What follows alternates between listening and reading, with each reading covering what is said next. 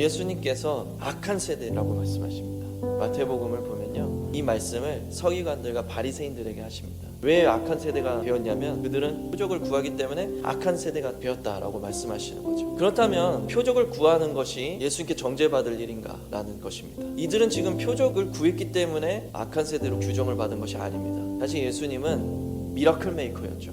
끊임없이 기적을 베푸시는 분이셨습니다. 수도 없이 기적을 베푸셨습니다. 오죽하면 예수님의 3대 사역이 전하고 가르치고 고치는 것이다 라고 규정이 되겠습니까? 예수님께서는 끊임없이 기적을 베푸시는 분이셨습니다. 그럼에도 불구하고 너희가 표적을 구하는 사람들이기 때문에 너희는 악한 세대라고 말씀하신 이유는 지금 이 바리새인과 서기관들은 예수님을 믿지도 않을 뿐더러 또한 예수님을 대적하기 위해서 예수님 앞에 나와 표적을 구하고 있다는 것입니다. 요한복음에서 예수님께서 말씀하시죠. 심판 때에 의에 대해서 그리고 죄에 대해서 모두가 심판을 받을 것이다. 죄에 대하여라 하면 그들이 나를 믿지 아니하며 라고 말씀하십니다. 예수님께서 생각하시는 악 중의 악, 죄 중의 죄는 예수님을 믿지 않는 것이죠. 예수님을 믿지도 않고 그분을 오히려 대적하기 위해서 나온 바리새인과 서기관들이 악하다는 것입니다. 우리는 예수님의 말씀을 통해서 우리 안에 있는 진짜 죄가 무엇인가? 도둑질한 게 죄인가? 음란한 생각을 품은 게 죄인가? 그러나 그 모든 죄를 잊게 만든 진짜 우리 안에 근원적인 죄가 무엇인가를 알게 되는 거죠. 그것은 바로 예수님을 믿지 않는 것입니다. 이 세대가 얼마나 악한 세대입니까? 음란함이 홍수와 같이 쏟아져서 범죄가 하루에도 수백 건씩 쏟아져서 이 세대가 악한 세대인 것입니까? 아니요, 그것은 근원적인 이유가 아닙니다. 가장 근원적인 이유는 예수 그리스도를 믿으려 하지도 않고 오히려 그분을 대적하려 하기 때문입니다.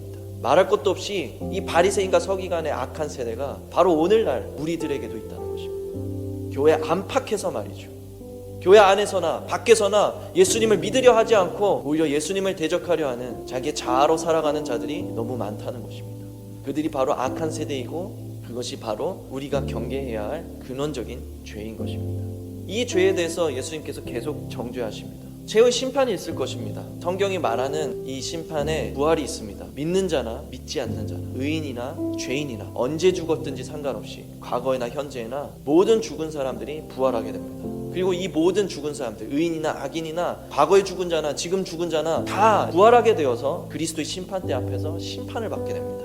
의인은 의의 심판을, 죄인은 죄의 심판을 받습니다.